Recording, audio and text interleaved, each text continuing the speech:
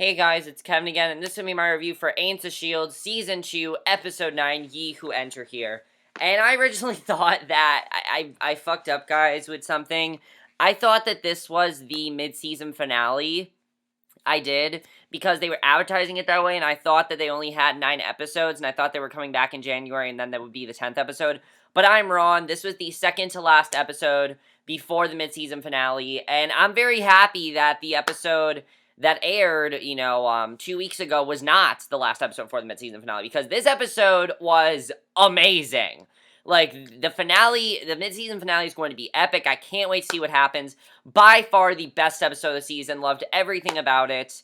It was a really crazy, and when I say crazy, this episode was, like, crazy episode. And, let's just get to it. The twists were awesome, and let's start off with it. The first scene really shows, like, how crazy it was, because Skye's having some weird nightmare. She's running down an underground tunnel and hears a baby crying, and she's calling for Coulson, but gets no answer, and realizes that everyone's gone. She finds herself in a lab with this really creepy music box on the table in front of her. Of course, the music box just makes the scene more creepy.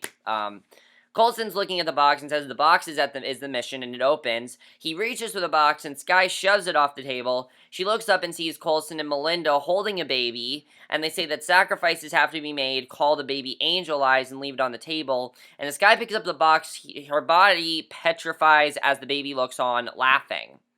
And I have no idea what this is trying to show. I have no idea. And, I don't know why Skye is thinking this right now, because here's my thing with this. I think it's definitely very interesting what's going on here. I really don't know what that is trying to show, guys. I really don't.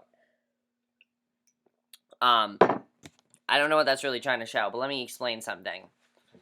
I think that Skye, I don't know if she's, like, predicting something, but that was definitely a very weird scene. I don't really know what that is trying to say. Maybe you guys know, but I have no idea really what they're trying to say there. So, Coulson confirms that she's okay and says that they're back at the playground. And then in the playground, Mack is playing with a toy model of Lola, and it runs into Fitz. Fitz picks it up and admires it, and Mack says that he's hoping Coulson will let him work on the real thing. And as they talk, Mack notices Lance and Bobby talking and laughing. Now, of course, in the last episode, they end up having sex, so you can see that they are definitely getting closer. Which Mack is surprised about, because these two hated each other. They wanted nothing to do with each other. They didn't want to work together. So, he then tells Fitz, that there's a storm coming, and Fitz says he has to give Jemma a case and wants Mack to do it. And Mack tells his friend that he's going to have to talk to Jemma at some point. And, if you remember, things really are very awkward between Fitz and Jemma right now. They don't have that same partnership that they used to have. They're not really friends anymore. And, they really it's very awkward between them. So I like that Mack is, trying to get them to make amends, but it's really not going to work in the long run. So, on the bus, Jemma rebandages Tripp's wound, and of course, Tripp was shot in the last episode, but he's okay. And my only complaint is that I wish that they give Tripp more to do. Like, I want to see Tripp have more to do. Definitely, as I said, I think we are definitely going to get a Tripp-centric episode in the mid-season. So, he asks what Skye's father was like, and she says that he was insane. Just as Skye comes in, she admits that their whole situation is messed up, and she's worried that something bad is going to happen. And her friends are sure that everything will be okay, but Skye isn't really sure that everything's going to be okay, because she knows what she's dealing with. She's dealing with Whitehall. And of course, they now know a lot of intel and information about Whitehall. So, because of this, Whitehall is definitely a force to be reckoned with, definitely. So, Coulson addresses the team and says that Hydra has the obelisk and plans to use it, and of course, their mission is to find it before Hydra does. Of course, that was their mission. So, Bobby warns that Whitehall was planning to create an extinction level event, and Coulson says that they need to take the obelisk to a temple in the hidden city, and they know where the city is, and Hydra doesn't. And Skye brings up a map of the world. They find the city in the Bermuda Triangle, so they found the city. They basically did what they need to do, is they found it before Hydra did. So most of the entry points are under the ocean floor, but there is one in Old San Juan. And once they get in, they'll blow up the city. That's their plan. So, In Vancouver, we see a man named Chad is buying a tea for Raina, who we have not seen Raina since, like, episode 5. That was the last time we saw Raina. So, it was good that we saw Raina again, because she's an essential part of the plot. You know, she's a big part of the plot, definitely. So, she sees Melinda at a table nearby and goes over to confront her, and she's surprised to discover that it's Agent 33. Now, of course, Agent 33 is the person that was pretending to be Melinda in episode 4. Well, she's back now. So, she's wearing a nanomask of Melinda, and Agent 33 says that Whitehall wants a word, and the thing I like about Agent 33 is that she is such a mysterious character. We don't know her real name, we don't know who she really is, so I'm wondering if maybe we're going to find out more about Agent 33 just because we know nothing about her, and I can't say that she's menacing because we know pretty much nothing about her, so I want to find out definitely more about Agent 33. I don't know when, but I want to. So, we see Billy Koenig is in an alleyway waiting for her and tells her to take a right. When she does, she finds what appears to be Billy waiting for her. He tells her to come over and give her a hug. He tells her he's working with S.H.I.E.L.D. He's like, I'm not really going to give you a hug. He ends up activating a holographic cloaking device in his umbrella. The Hydra agents go past, and Raina's rescuer explains that his name is Sam Koenig, and Coulson sent him to get to her.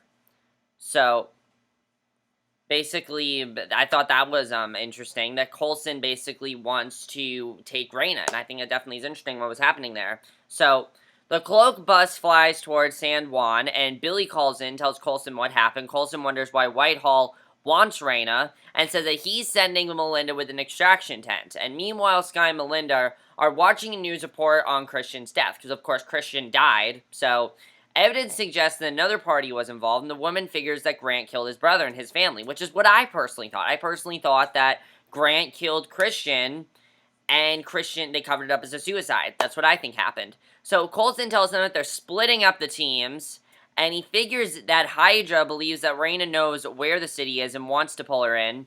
So he sends Melinda's, and this was interesting. This is when the episode gets, like, really good, because he basically wants to divide them into teams. Melinda and Skye are going to work with Lance and Tripp to bring in Raina, while he and the others go ahead in a Quinjet to the Bermuda Triangle.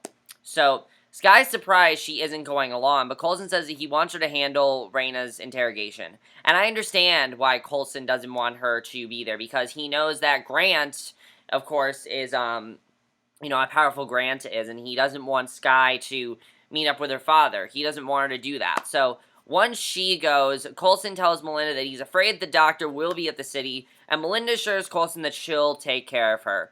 So, Jemma's packing and looking for her case, and Bobby suggests that she ask Fitz where it is. And when the scientist drops the matter, Bobby asks how long they were together. And I thought this was a good scene. I definitely really enjoyed this. Because Bobby asks how long they were together, and Jemma insists that they didn't have anything, but Bobby knows better.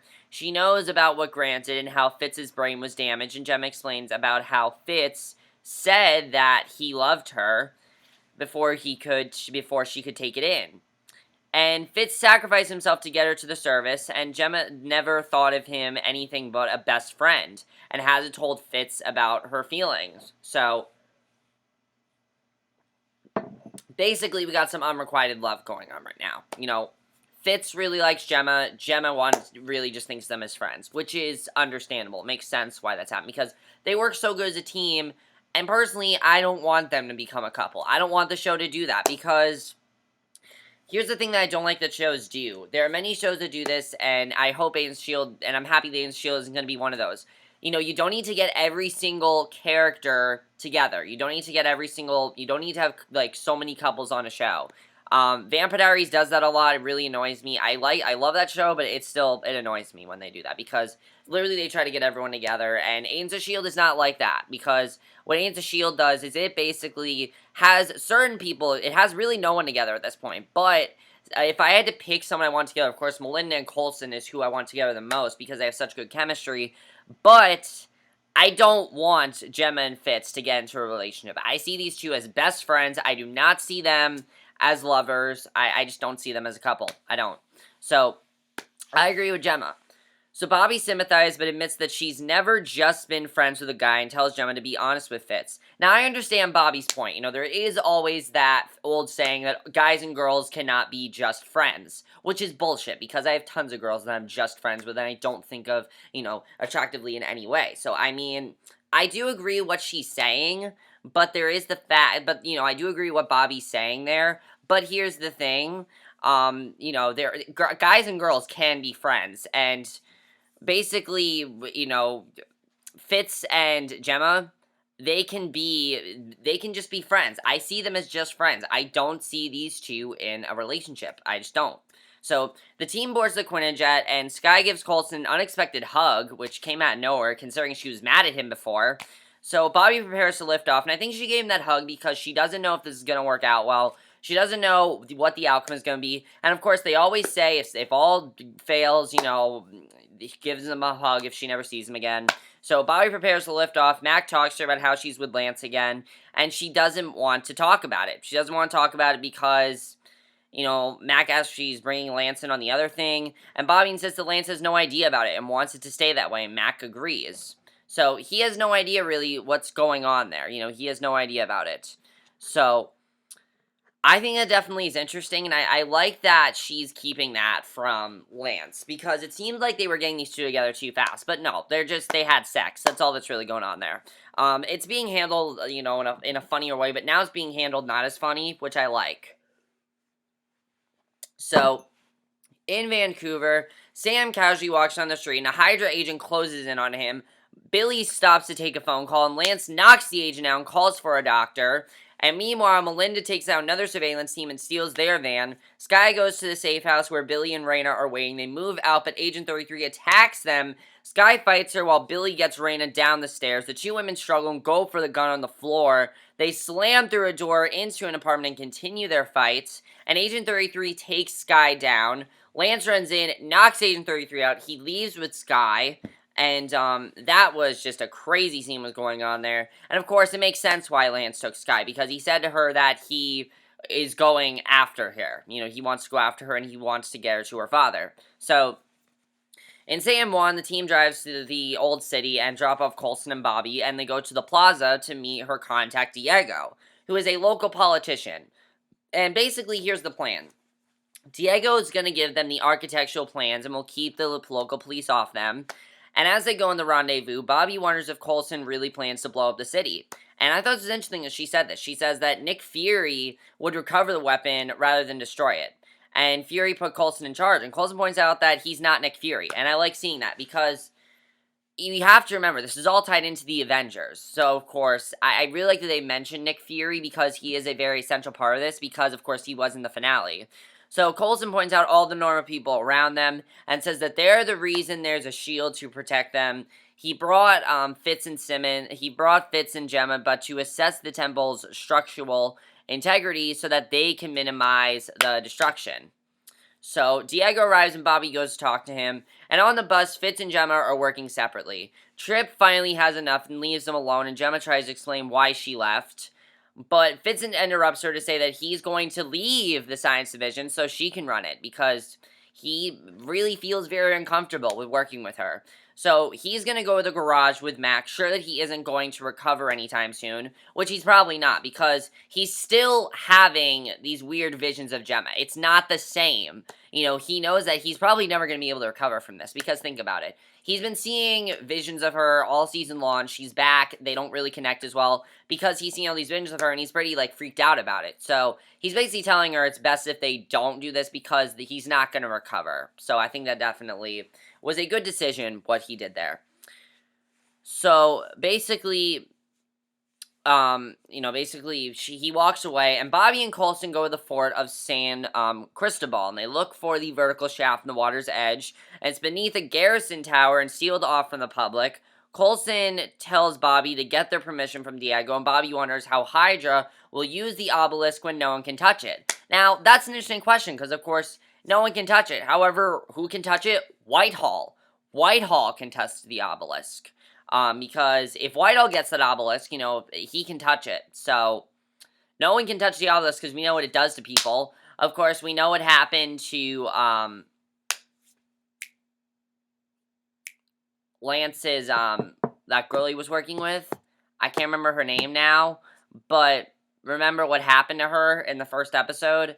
That would happen to anyone. And I like that they remind us of that, because they haven't really talked about how dangerous the obelisk really is, and I like that they reintroduced that, because there was a part of me that's like, why haven't they talked about how dangerous it is? Because it is a very dangerous weapon. It's not safe. It's not at all. So Lance and Skye take Raina outside and spot more Hydra agents, and while Lance goes to get Melinda, Raina wonders if Whitehall has the diviner, and she warns that if he does, then they need her because she can hold the diviner, and it reads the holder's DNA and determines that if the person is worthy of its power. And Raina says that Skye will know when she touches it, and that the doctor believes that Skye can touch it safely. She insists it's their destiny and then runs over, yelling for the Hydra agents. Melinda runs them over in a van, and Skye and Raina get in, and as they go, Agent 33 watches and calls Whitehall to say that they mentioned they put a tracker in Raina, and Whitehall says that he'll put his best man on it, and that was definitely very,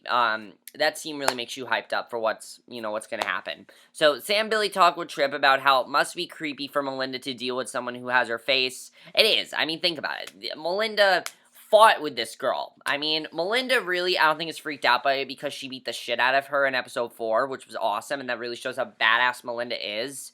But still. So Melinda calls Coulson, tells him what happened and how Raina claimed the obelisk would lead them to the temple. And meanwhile, Diego tells Bobby that he won't go down to the tower because of the legend of the Devil's Sentry. And the team enter the tower, and Fitz opens the shaft while Jemma talks about the ghostly sentry and how several guests disappeared without a trace. And I like they explain, because I'm like, what's the Devil's Sentry? That's basically what it's about. It's about this elevator shaft and several guests disappeared. Kind of like Tower of Terror. Think about Tower of Terror, basically. Think of that, myth. That's what this basically is. So Jemma offers to help Fitz, but he manages to send them down the drones to survey the tunnel. And by the way, it makes sense why they reference Tower of Terror, because we have to keep in mind that this is Disney, and S.H.I.E.L.D. is marketed by Disney. So, of course, I don't know if that was an intentional Tower of Terror reference, but you never know. Disney will do that. I mean, just a fun little tidbit there. I was just thinking of that.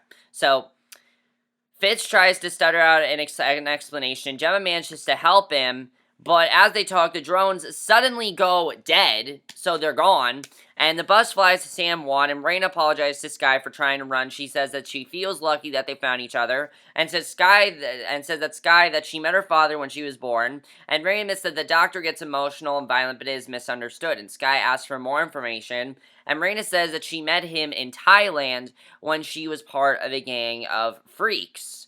I don't know if it's like a freak show or anything, but she's with a gang of freaks, basically. So the doctor took them in and cleaned them up and gave Raina a purpose, and she assures Skye that she's all that the doctor wants. Which is true. All the doctor wants is to be reunited with Raina. We know this. And of course, we also know that the doctor's wife was killed by Whitehall. So clearly the doctor is not a bad guy here. He might definitely be a force to be reckoned with, but our main antagonist of this season is Whitehall. Whitehall is the bad guy here, because the doctor just wants to be reunited with his daughter. That's all he wants. That's all he's wanted, okay? I don't see a problem with that. He wants to be reunited with his daughter, and she wants to be reunited with him, so it makes sense why he's not a bad guy. So Coulson, Bobby, and Mack prepare to go down to the shaft, and Fitz warns that something may be taking out all electronics, and Raina asks if Skye has ever felt special, and says that they're human, with the potential to be much more. And her grandmother came from a line of people that believed in the Blue Angels, the Kree that fell from the sky, and the Kree left the diviner as a guide to a temple, so the worthy would inherit the earth. As for those who aren't worthy, they die. So that was definitely very interesting. So Fitz uses a winch to lower Mack in the darkness, and Skye tells Melinda that they have to warn the others that they can't get a signal through due to interference, and Whitehall calls and says that they'll shoot the bus out of the sky. And as 4 Hydra Quinjets call in, the Hydra director says that he's sending someone over to get Raina, and he'll blow the bus apart if they don't cooperate. And that's definitely foreshadowing something that I definitely want to talk about, so that was very crazy. So Mack touches down to store in a stone chamber. Game-changing scene here. This was awesome stuff.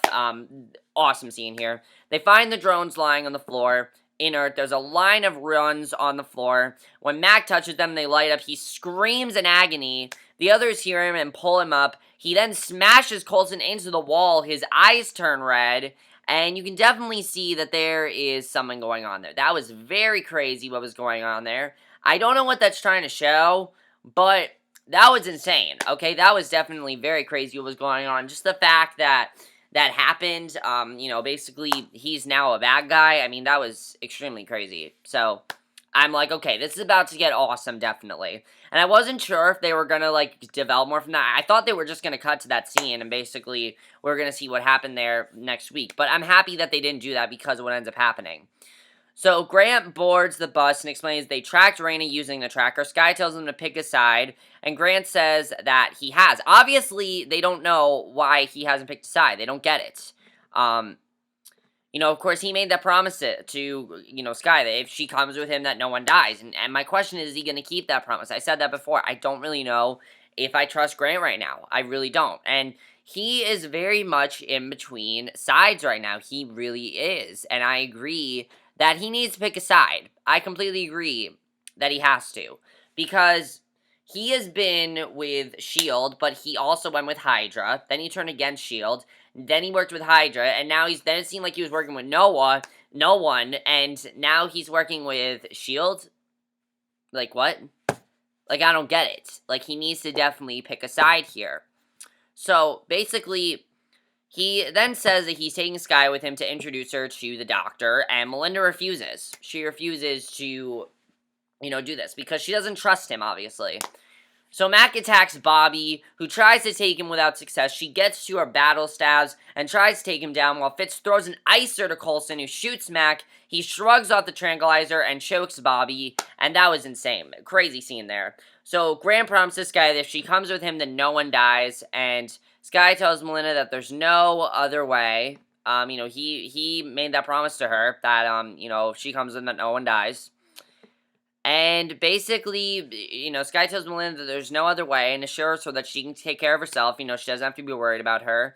And as they go, Raina tells Skye to bring the tablet with the map of the city on it. And it seems like Raina's working with S.H.I.E.L.D. It definitely seems like she knows what she's talking about. So, Coulson chokes Mack but he throws him off. Jemma swings a case at Mack and he knocks her aside in the shaft. All kinds of crazy shit going on at this point. Coulson grabs her just in time. Fitz is preparing to shoot Mack with a pistol. I personally thought they were just going to kill off Mack, but they don't, because before he has to, Bobby tasers Mack unconsciously. He falls down the shaft just as Coulson pulls Jemma to safety, and Coulson says to seal the tunnel, saying that it wasn't Mack. It's not Mack's fault that this happened. It's not. It's because of the fact that what ended up happening with the drones. So, I thought that was definitely very crazy. And my question is this going to happen to someone else? Because now this happened to Mack. Mack is a very small character, but he's had a lot to do this season. He's a new character, but he's had a lot to do. And I think that it's awesome that this happened to Mack, because we don't know too much about him. We've seen him in the background pretty much with, talking to Grant and Skye and Jemma and, people like that. But we haven't really seen Mack do something, like, really big, and this was huge, what happened to him. So I really hope that we see more with this, definitely. And I also want to see if this is going to happen to someone. And then, of course, that's the way the episode ends, and then we get to the post-credit scene, and this was just huge. This changes a lot of the entire show, and it makes me so hyped for the mid-season finale. Agent 33 meets at Whitehall, says that Grant has Raina, and she warns Whitehall that Grant took Skye as insurance and then lets the bus go. He tells Agent 33 to fix it. She calls the pilots and tells them to open fire. Now, of course, that's awesome because, of course, they said that basically that he's sending someone over to get, basically if they don't cooperate, they're going to blow the bus apart. And of course, Skye's on that bus, and so is Grant, and you don't know what's going to happen to them. And that's an awesome way to end this episode, and I can't wait to see what happens in the finale. Now, we saw a promo, and it looks like Skye's going to meet up with the doctor, and there's going to be some really crazy stuff going on there. Let me know what you guys saw this episode. Do you guys think the doctor's a good guy or a bad guy? I personally think the doctor is just doing what he's just trying to find his daughter. He's not really doing anything that bad, in my opinion. All the doctor's really doing is just trying to find his daughter. I don't see a problem with that. I really don't. I would see a problem with that if it affected, you know, like an essential character, but it really doesn't. So I don't see a problem with with the doctor trying to find his daughter. I don't see a problem with that. He just, he just wants to bother her. Is someone else going to, end up be turning evil from the drones? Do you think something bad's gonna happen there? We'll have to see what happens. And when Skye reunites with the Doctor, is Grant gonna keep that promise to Skye? I really don't know. Do you guys trust Grant? I've asked this pretty much every episode, but still, it's a question. Do you trust Grant? Really? That's probably been the biggest question of the season is, do we trust Grant? Who's gonna get the obelisk in the end? We'll have to see what happens there. It looks like they're gonna wrap up that plot in the mid-season finale, which if they do, I'm very happy about, because apparently last season, Agents of S.H.I.E.L.D. was extremely slow and nothing got done, and they're so fast-paced this season. I love that because we're really getting stuff done, so I definitely really enjoyed that. And let me know what else you guys saw this episode. Also, do you think that Jemma and Fitz are better as friends? What do you think? I personally just see them as friends. I do not see these two in a relationship. I just don't see it. I don't. It's that simple. I don't see these two in a relationship. What's going to happen with what else there to talk about? What's going to happen with Lance and Bobby? I guess I kind of care. I don't really care about the plot as much anymore, but with Lance and Bobby, do you think that they are going to get back together? What do you think is going to happen there? We'll have to see, but that's my review. Hope you guys enjoyed it. I'll see you guys in my next video, which will be my review for Sons of Anarchy, and I'll see you guys for that. Okay, bye.